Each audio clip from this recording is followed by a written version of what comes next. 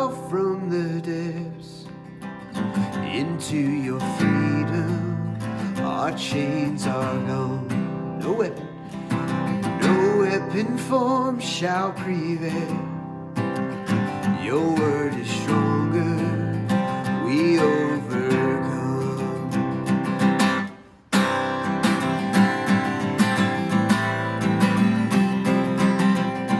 His glory resounds through the age. Come on.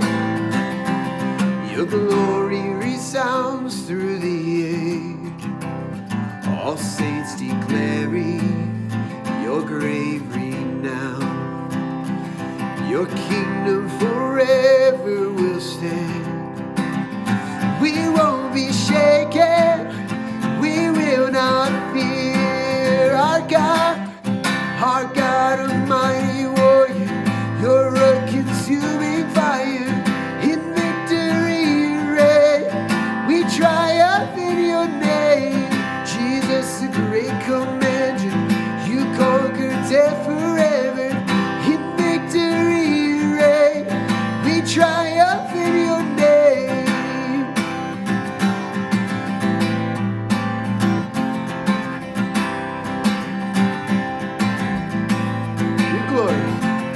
Your glory resounds through the age. All saints declaring your great renown. Your kingdom forever will stand. We won't be shaken. We will not fear. Our God, a mighty warrior. You're a consuming fire. Triumph in your name, Jesus, the great commander. You conquered death forever. In victory reign, we triumph in your name. And we declare,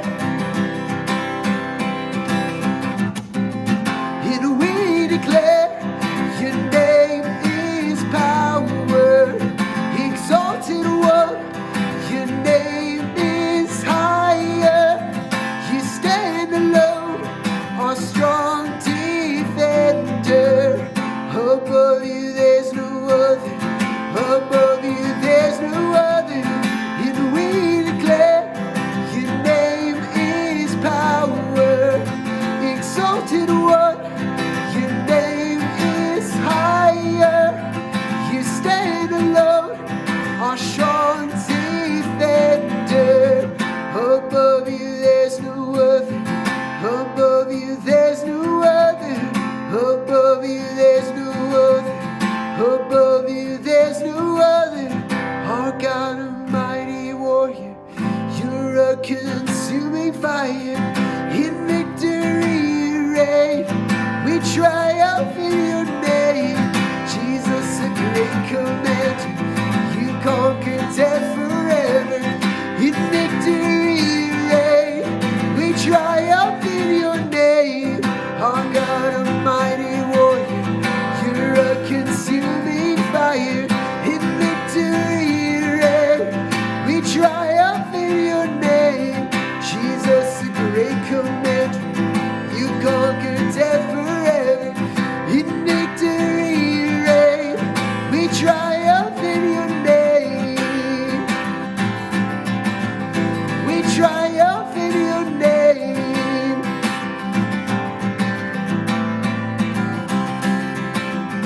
In the name of the Father, and of the Son, and of the Holy Spirit. Amen.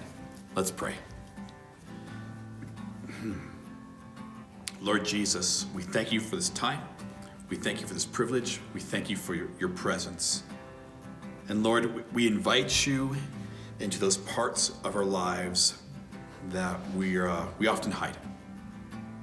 Those parts of our lives that we're ashamed of. Those parts of our lives that we use as coping mechanisms. Those parts in our lives that we don't tell anyone else about. And Lord, we ask for your forgiveness.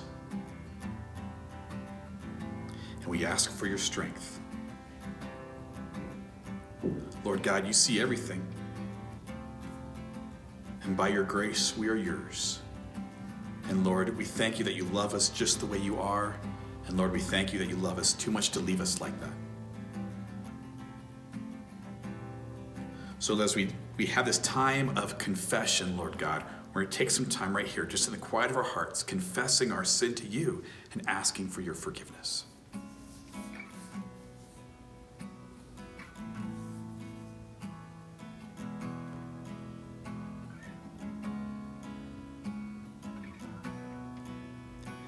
In the name of Jesus Christ, we pray. Amen.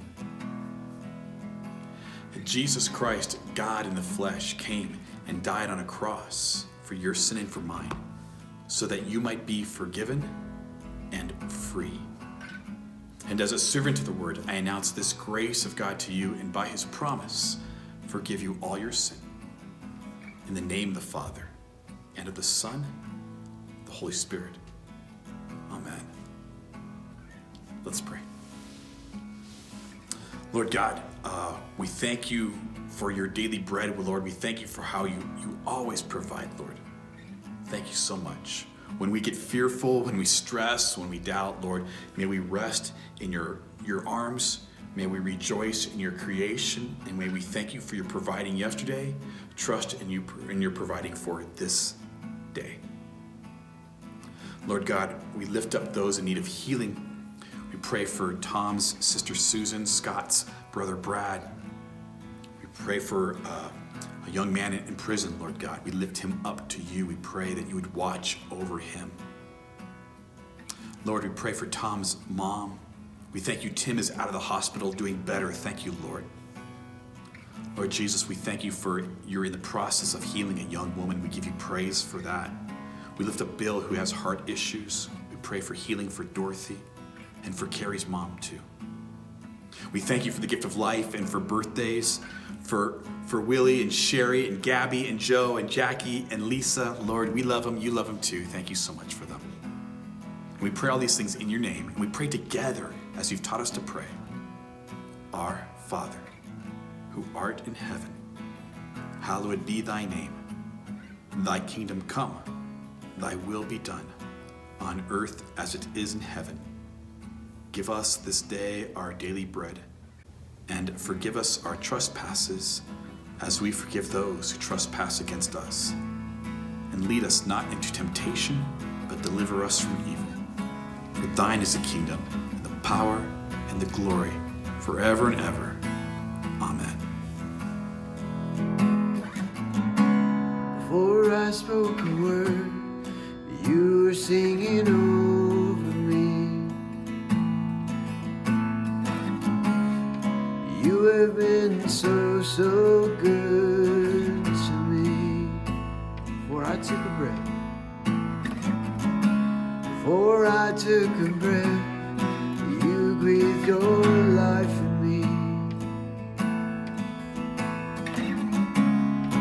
You have been so, so kind to me.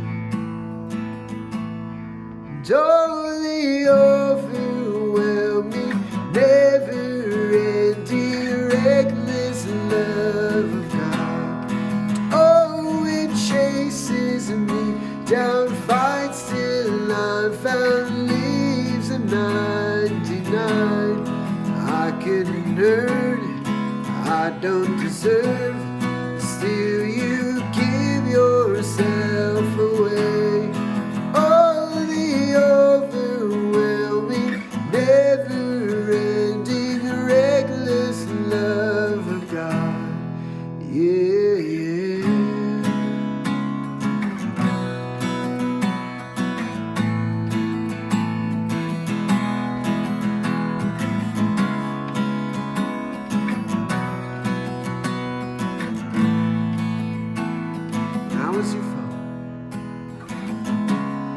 When I was your foe, still your love fought for me. You have been so, so good to me. When I felt no worth, when I felt no worth, you paid it all for me. It's his kindness so kind to me. Oh, the overwhelming, never-ending, reckless love of God. Oh, it chases me down, fights till I'm found, leaves the 99. I couldn't earn, I don't deserve, still you give yourself away. Oh, the overwhelming, never-ending, reckless love of God.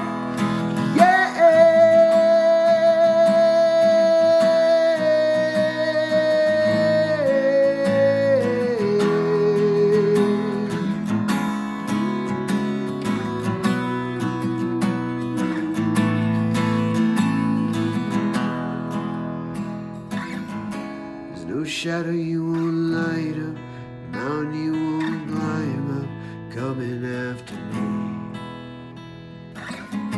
There's no wall you won't kick down, lie you won't tear down, coming after me. There's no shadow you won't light up, mountain you won't climb up, coming after me. There's no wall. There's no wall you won't kick down, lie you won't tear down, coming after me. There's no shadow. There's no shadow you won't light up, mountain you won't climb up, coming after me. No, there's no wall you won't kick down, lie you won't tear down, coming after me.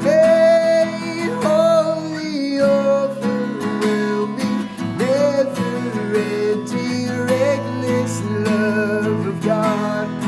Oh, it chases me down, fights till I'm found, leaves the 99. I couldn't earn, I don't deserve, still you give yourself away.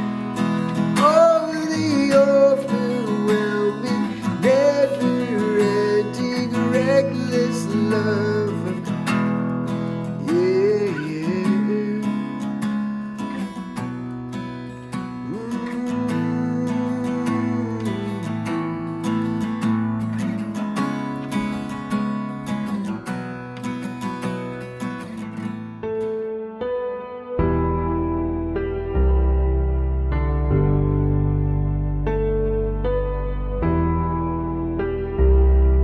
Hi, I'm Jason, the pastor of Gracious Savior Church, where we love Jesus, each other, and all people. Here are a few ways we can accomplish the mission together. I'm Josh, And I'm Matt. and we are the youth leaders at Gracious Savior Church. Every Wednesday, we host a youth night, a fun experience for middle and high schoolers. We have food, fun and games, and quality time following Jesus together. Contact one of us to learn more. Hi, I'm Andrea, and I am a small group leader here at Gracious Savior. This year, we are walking through the story, a version of the Bible that is edited for only the essential narrative of God's redemptive plan for His people. We have started several small groups, both in person and online, so join one of them as your schedule permits. Sign up for a group and get your free copy of the book. You can do so at the table just outside the sanctuary or on our website, gracioussavior.org. Hi, my name is Janie Cliver. I'm a volunteer for our Grief Share groups at Gracious Savior. Grief Share is a grief support group for anyone who is recovering from the loss of a loved one. If you or someone you know needs love, support, and care, then we want to encourage you to come to one of our sessions.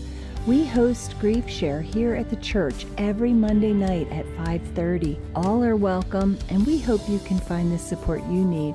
Hi, I'm Bev Christensen, the prayer and senior ministry leader here at Gracious Savior. Every Thursday night at 6 o'clock, we have our prayer group. Everyone is welcome. Come if you would like to pray, be prayed for, or to grow in prayer.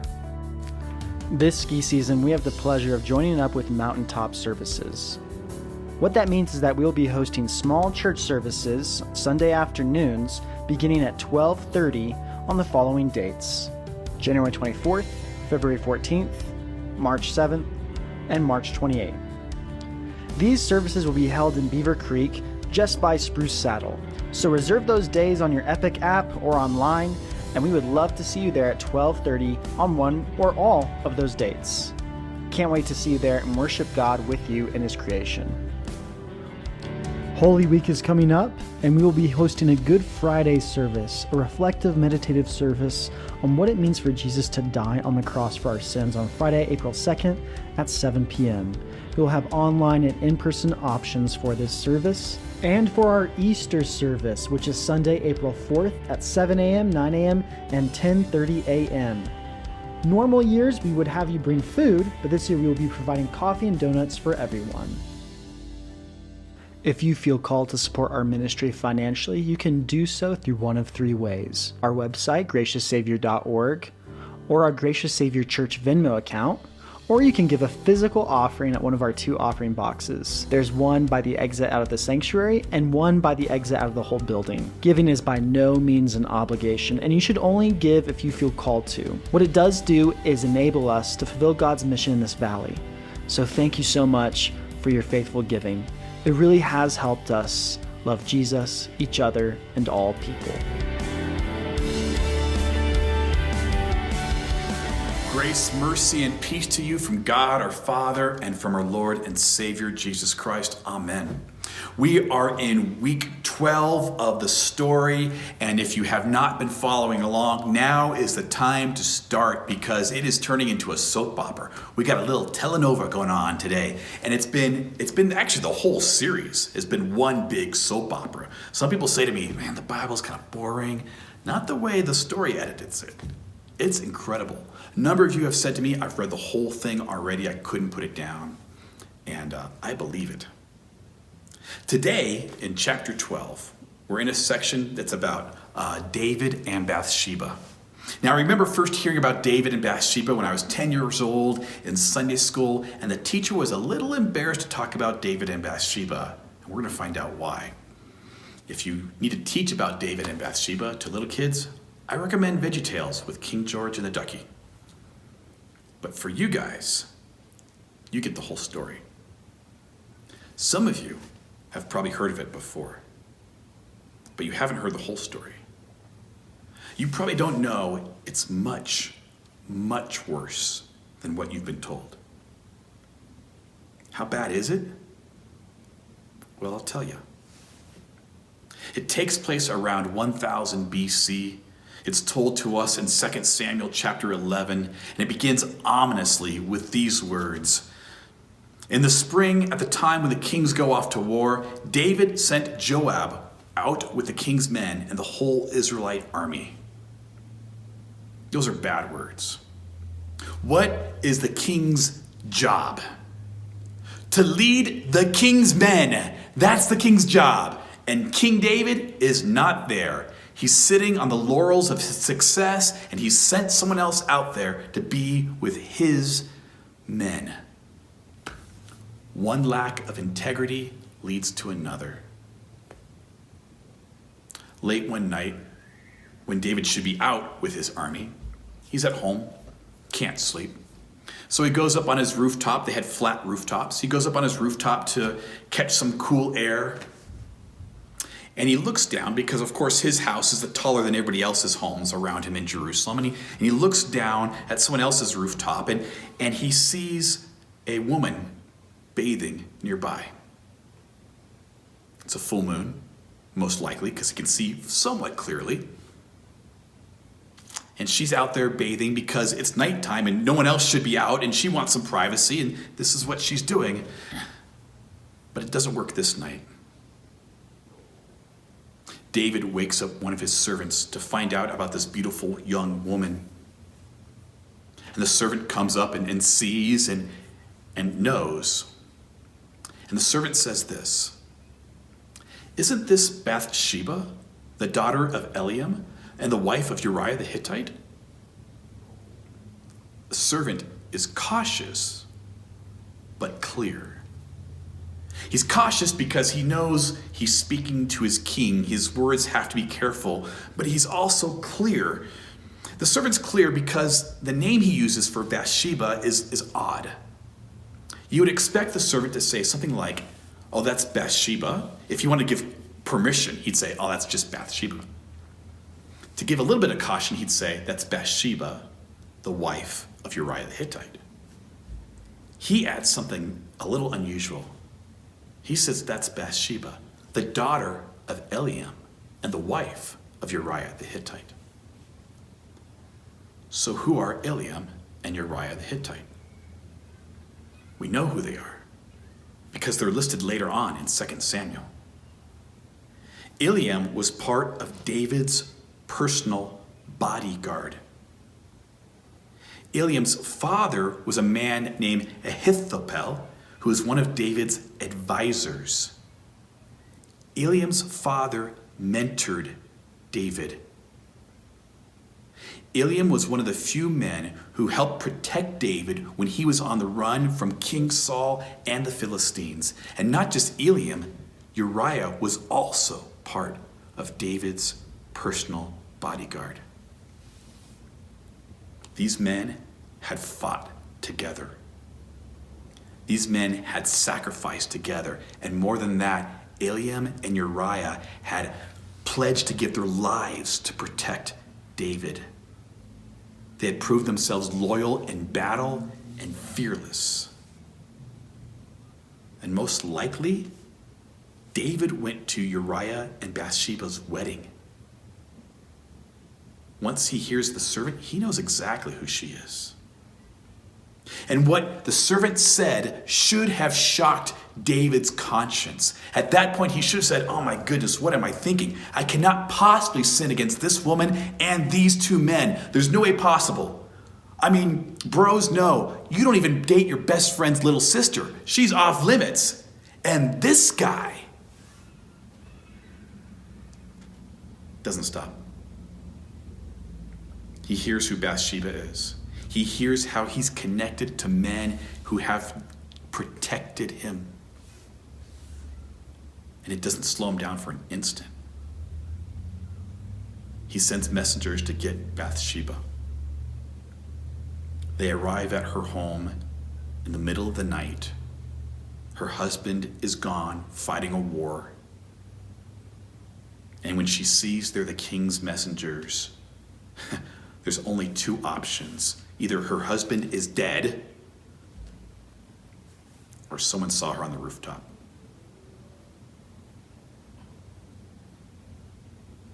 They bring her to the palace, and it's clear right away. She's powerless. He's the king. She's innocent.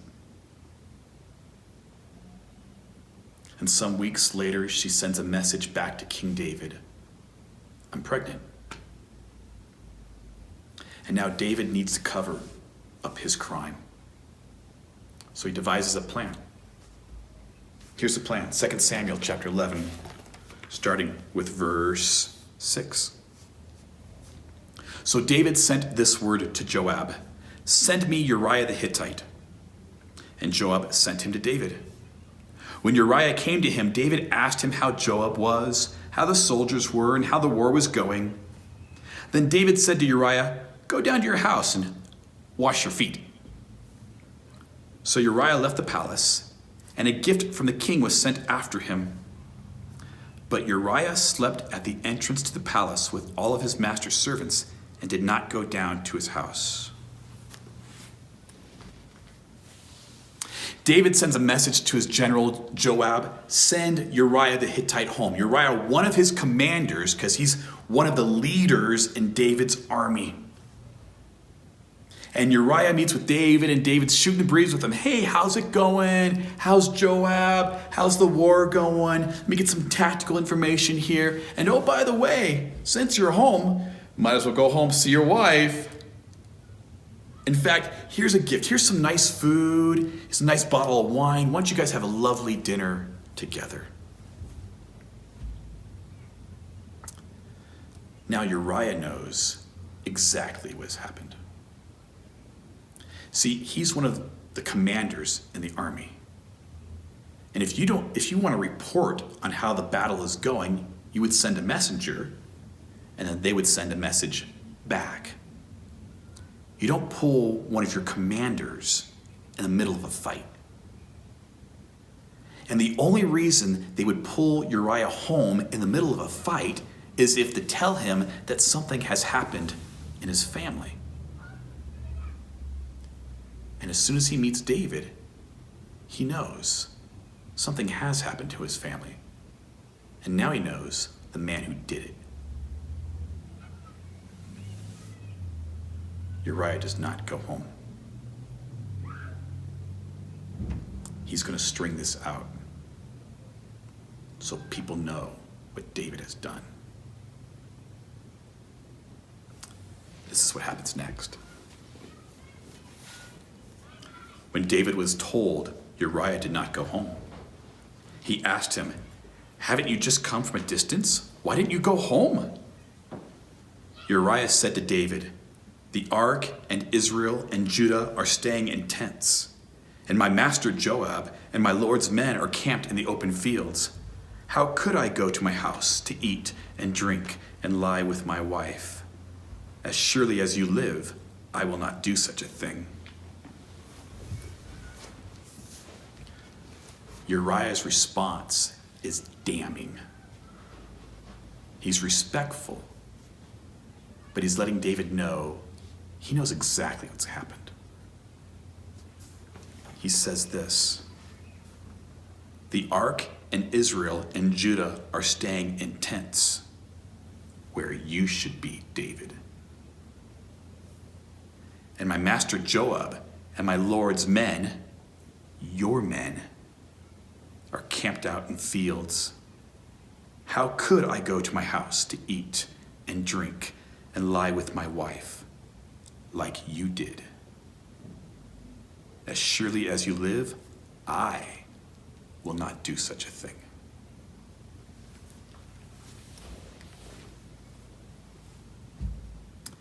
Uriah lets David know he knows everything. And yet, he still respects the king. Uriah is an incredible man who shows incredible restraint. And this is David's response. Then David said to him, "Stay here one more day, and tomorrow I'll send you back." So Uriah remained in Jerusalem that day and the next. At David's invitation, he ate and drank with him, and David made him drunk. But in the evening, Uriah went out to sleep on his mat among his master's servants. He did not go home. When in doubt, get the dude drunk. Have some more wine, Uriah. Let's drink to Joab's health. Let's drink to the army's health. Let's drink to the health of the king, Uriah. And Uriah knows exactly what's going on. And even when he's drunk, he's more virtuous than David is sober. Uriah sleeps in the servants' quarters where there are witnesses who will know that he did not go home. It's time. It's time for David to come clean. He has to at this point. Uriah knows everything. David chooses plan B. In the morning, David wrote a letter to Joab and sent it with Uriah. In it he wrote, "Put Uriah in the front line where the fighting is fiercest. Then withdraw from him so he will be struck down and die." So while Joab had the city under siege, he put Uriah at a place where he knew the strongest defenders were. When the men of the city came out and fought against Joab, some of the men in David's army fell. Moreover, Uriah the Hittite died. Uriah is a smart man. When David sends him away with the scroll, he knows exactly what's written on that scroll. It has the king's seal on it. It's for Joab's eyes only, but Uriah does not need to open it to know what's in it. it's his death sentence. David has Uriah the Hittite killed. David murdered Uriah. And not just Uriah. He used other men to die to successfully complete the cover-up. After the appropriate time of mourning, David brings Bathsheba into his home as one of his wives, and the cover-up is complete. Or is it? See, God knows. God knows everything. And God decides to confront David using Nathan the prophet. He sends his prophet Nathan to confront David. Now that's a great job, right? Go tell the king I know exactly what he did. Go tell the king I know he's an adulterer and a murderer. Oh, and by the way, you're the only one else who knows. Because the one guy who knew is now dead. That's a wonderful job, isn't it? Nathan's got to be smooth about this. He can't point the finger at David or he will be killed just like Uriah. He has to get David to point the finger at himself. And so Nathan tells a little story about a rich man who had lots of sheep and a poor man who had one precious ewe that he would hand feed. And the rich man has a guest come into town, and the rich man decides, I'm going to steal the poor man's ewe and kill it to feed my guest. Nathan tells King David the story, and David's furious about it and says, that man deserves punishment. And then Nathan says to David, you are the man. He lays out all of David's sins against Bathsheba and Uriah. Nothing is covered from God's eyes. He sees all. Now, if you've been following along in the story or following along the sermon series, you know what happens next. We've seen it over and over again in Genesis and Exodus, and especially Judges. Oh man, it's a pattern. What happens next is David kills Nathan, and then God judges David, and the story continues with someone else whose family line will bring about the Messiah. That's how the story's been going. But that's not what happens. What happens next is different. So why is this ending different from all the other events we've read about? What makes David different from all the other failed leaders of Israel? What makes David different from Saul and Samson and Reuben and Esau? It's simply this, and this is the most important. David humbly repents.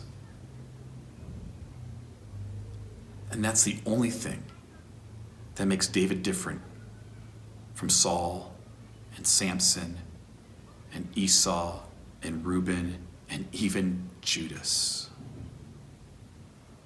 It's the only difference. We know David repents because it says so in 2 Samuel 11, but he writes about it in Psalm 51. Have mercy on me, O God. According to your unfailing love, according to your great compassion, blot out my transgressions, wash away all my iniquity, and cleanse me from my sin. For I know my transgressions, and my sin is always before me. Against you only have I sinned and done what is evil in your sight, so that you are proved right when you speak and justified when you judge. Surely I was sinful at birth, sinful from the time my mother conceived me. Surely you desire truth in the inner parts. You teach me wisdom in the inmost place. Cleanse me with hyssop, and I will be clean. Wash me, and I will be whiter than snow. Let me hear joy and gladness. Let the bones you have crushed rejoice. Hide your face from my sins and blot out all my iniquity. Create in me a pure heart, O God, and renew a steadfast spirit within me. Do not cast me from your presence or take your Holy Spirit from me. Restore to me the joy of your salvation, and grant me a willing spirit to sustain me.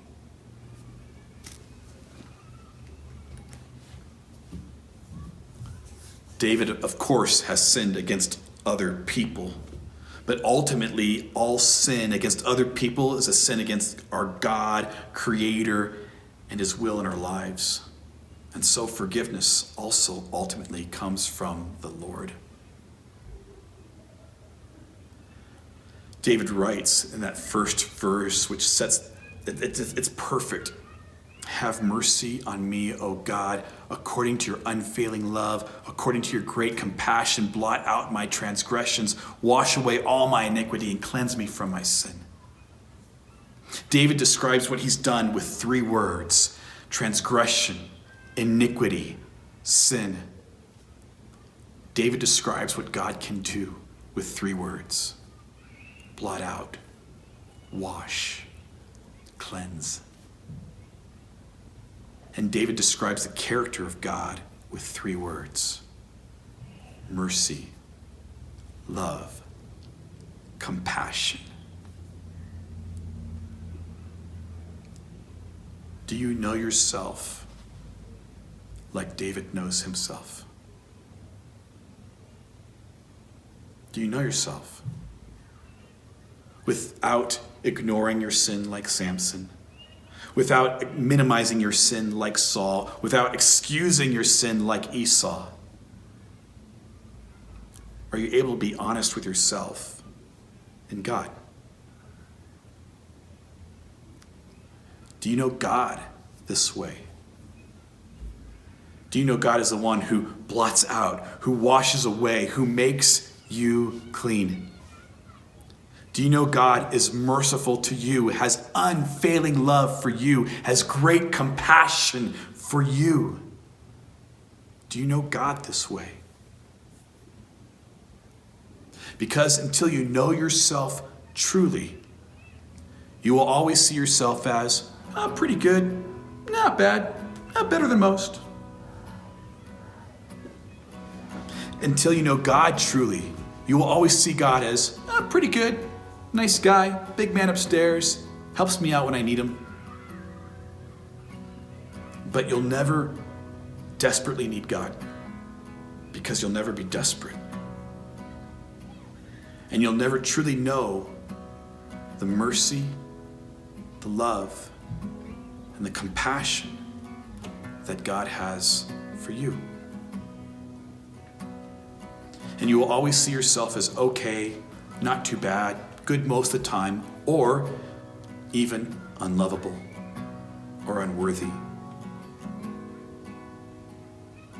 And so my prayer for you today is simply this: that you would know yourself. I know you haven't done anything like David has, but I also know you're not perfect. And I know there are things in your life that you wish you could change. And there are things in your life and thoughts you've had that you're a little ashamed of, that you're not proud of. Do you know yourself? And do you know God? Do you know the one who sent his son Jesus Christ to die on a cross for you? This is Palm Sunday. It's when the true king enters into Jerusalem. He's not a king like David. He's not broken and fallen. He's perfect. And he gives himself up as the perfect sacrifice on a cross outside the city walls of Jerusalem, about 1,000 years later. He does it for David. Does it for me. And Jesus, he did it for you. Because Jesus has mercy on you. Jesus has an unfailing love for you. And Jesus has great compassion for you. Do you know yourself? Do you know your God who loves you? pray you do. In fact, let's pray that right now.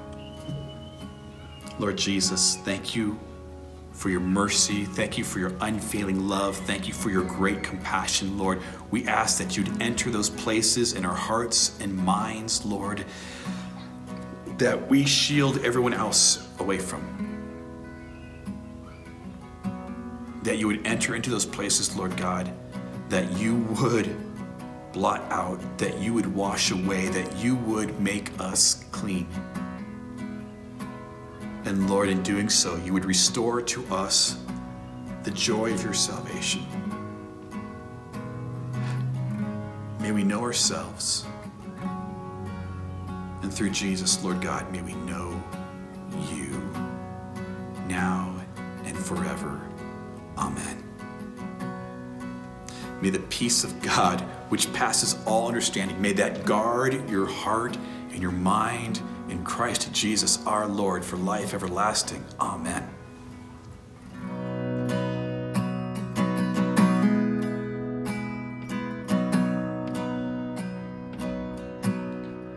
Blessed assurance, Jesus is mine. Oh, what a foretaste of glory divine, heir of salvation, purchase of God, born of his Spirit, washed in his blood. This is my story, this is your story. This is my story, this is my song, praising my Savior all the day long. This is my story, this is my song, praising my Savior all the day long. Ooh, ooh,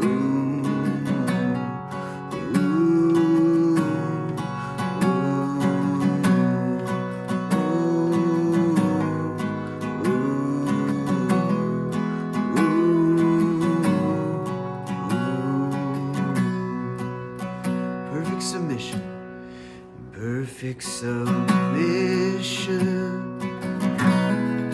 perfect delight, visions of rapture now burst in my sight, angels descending bring from above echoes of mercy, whispers of love. This is my story. This is my story. This is my song, praising my Savior all the day long. This is my story, this is my song, praising my Savior all the day long.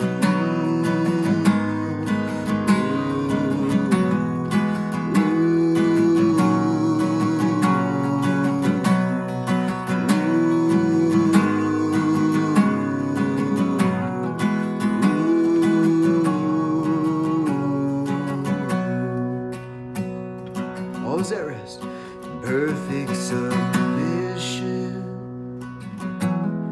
All is at rest. I and my Savior are happy and blessed. watching and waiting, looking above, filled with His goodness, lost in His love. This is my story. This is my song, praising my Savior all the day long. This is my story. This is my song, praising my Savior all the day long.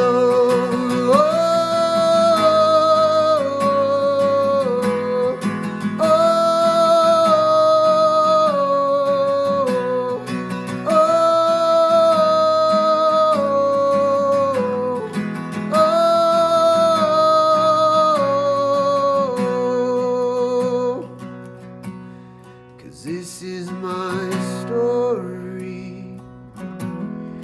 This is my song, praising my Savior all the day long. This is my story. This is my song, praising my Savior all the day long. Oh, oh, oh, oh, oh,